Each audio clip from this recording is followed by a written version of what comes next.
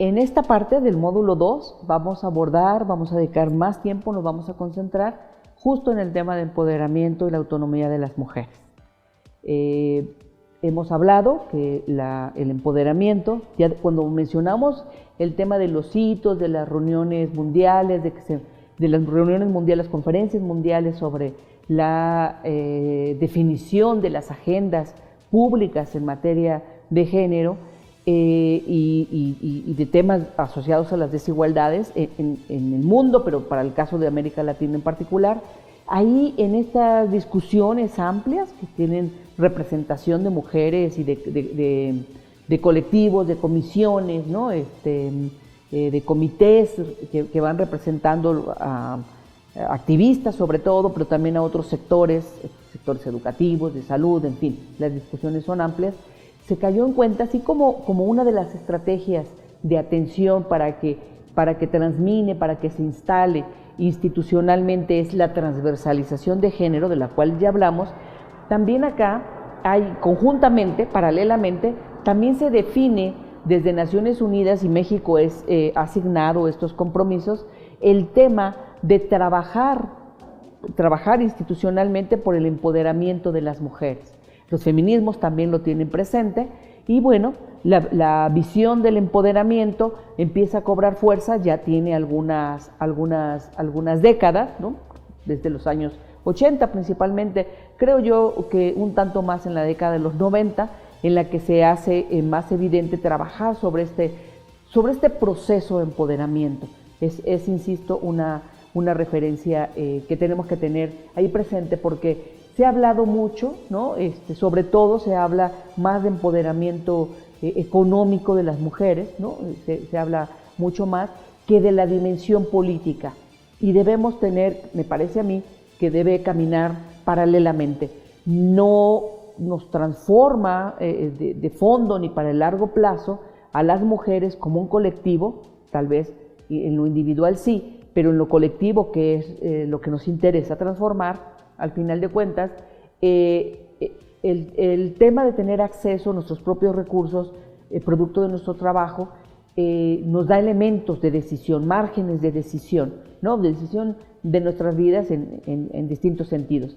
Pero es más trascendental, es más importante, más esencial que vayamos caminando conjuntamente, colectivamente, y que haya una autonomía también política, porque entonces estaríamos también trastocando las relaciones de poder.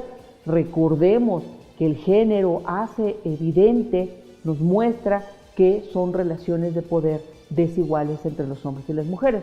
Entonces la autonomía viene a ser, si nosotros tenemos más autonomía, que no es así como un día me desperté y ya soy autónoma, no sucede de esa manera, porque hay que recordar que las estructuras sociales, comunitarias, por un montón de lados, educativas, culturales, políticas, en el mercado de trabajo, en la escuela, en la iglesia, en todos lados, en la familia, operan en función de favorecer el privilegio de los hombres.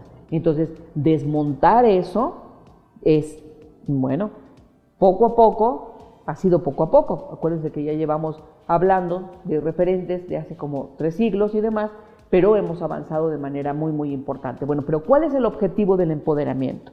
El empoderamiento es cambiar las relaciones jerárquicas entre los géneros.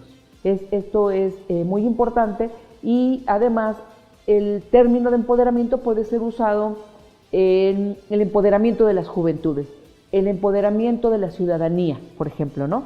Y es de ir teniendo estos elementos un tanto más de autonomía y de expresar y de negociar, ¿no?, nuestros intereses y de gestionarlos.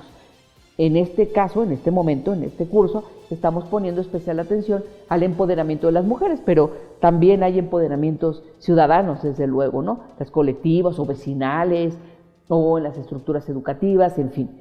Es un proceso. La invitación es que asumamos el empoderamiento como un proceso que tiene lugar en distintos ámbitos de lo social. Se puede presentar en las instituciones de manera material, por ejemplo, cuando se ha asignado presupuesto para algunas actividades, y entonces ya esa oficina, esa área, ese comité toma decisiones un tanto, en función de lo planificado desde luego, pero contar con el presupuesto nos da elementos de empoderamiento y de poder, de márgenes de actuación, ¿no? Si no se tuviera ese presupuesto, por ejemplo, pues simplemente estaríamos expensas de las indicaciones o de que llegara algún recurso para podernos mover. ¿Ven cómo está como asociado? Y así como en ese ámbito institucional, este ejemplo que he mencionado, pues también lo podemos ver en otras dimensiones, pues culturales, políticas, de leyes, en fin, en distintas expresiones de lo social. Es común que se asocie este término de empoderamiento como la posibilidad de participar en la toma de decisiones, como veníamos diciendo. Fíjense, pero ¿cómo se llega a ese punto, no? Y vamos a pensar pues en distintos escenarios. Uno de ellos, por ejemplo, en el caso de... Fíjense cómo en las reuniones escolares, ¿no? Como papás o mamás, les llaman de hecho juntas de padres, mesa directiva o de padres de familia, ¿no? Es que hay junta de padres de familia. Y fíjense, ¿quiénes van? ¿Van los padres de familia o van las mamás, básicamente? ¿Por qué no se dice junta de madres? Porque ahí hay una distinción. Entonces, si ellas están trabajando por esto, ¿por qué no se toma? ¿Cómo sería un proceso también de empoderamiento? Pues llamar la atención sobre ello y empezar a cambiar el lenguaje. Recuerden también que hablamos de que el lenguaje es un medio, un agente de transformación y se puede usar para colocar la voz que ya se tiene de las juventudes rurales, de las mujeres, de las madres de familia, que son las que están haciendo el trabajo de gestión o de participación o de cuidado o de vínculo con las escuelas, en fin, es gestionar, es participar de la toma de decisiones, pero con nuestra voz, desde nuestra voz. No como sometidas o con un halo, digamos, con un manto cubierto en representación de, ¿no? O sea, se nombra a los padres de familia, pero los que van son mujeres. Esto no habla tanto de autonomía, porque ellas no están siendo reconocidas. Bueno, tengamos en cuenta estos elementos y siempre estemos reflexionando sobre cómo sucede en nuestro entorno, cómo es estos ejemplos o esto que estamos aquí comentando, cómo se expresa para nuestros contextos, incluso para nuestras familias, ¿no? Pensemos también si tenemos autonomía, si en nuestras familias podemos tomar decisiones autónomas, si podemos decidir, ¿puedo yo decidir sobre el ingreso que obtengo por mi trabajo plenamente, sin que nadie me pida cuentas ni nada? ¿Yo decido o no? ¿O pasa por alguna consideración familiar o tal vez de tipo de pareja? ¿Mi pareja se mete en esto? ¿O mi papá o mi mamá, como sea? Estamos hablando de personas adultas, ¿no? De ciudadanos y de personas adultas. Otro tema tiene que ver con el caso de menores, ¿no? Estamos hablando de personas adultas. Bueno, ¿por qué hago estas menciones? Porque el componente, la referencia de empoderamiento y de autonomía se presenta en distintas expresiones y eso lo hemos dicho, distintos ámbitos, pero también debemos reconocer que es un proceso. No es suficiente la autonomía económica, de la cual estaremos hablando en algún momento, sino que va teniendo también referencias en lo cognitivo, en lo psicológico y, como hemos dicho, también en lo político. Entonces, para yo tener un proceso de empoderamiento, tengo conciencia de mi condición, de mi situación, de mis habilidades, de mis capacidades, de mis intereses, y en función de ello, de mis objetivos y de mis intereses, que yo valido, porque yo valgo, ¿no? Es un empoderamiento. Entonces enruto mis acciones y voy conciliando, porque tampoco es de que cada quien haga su capricho de más, no en lo colectivo.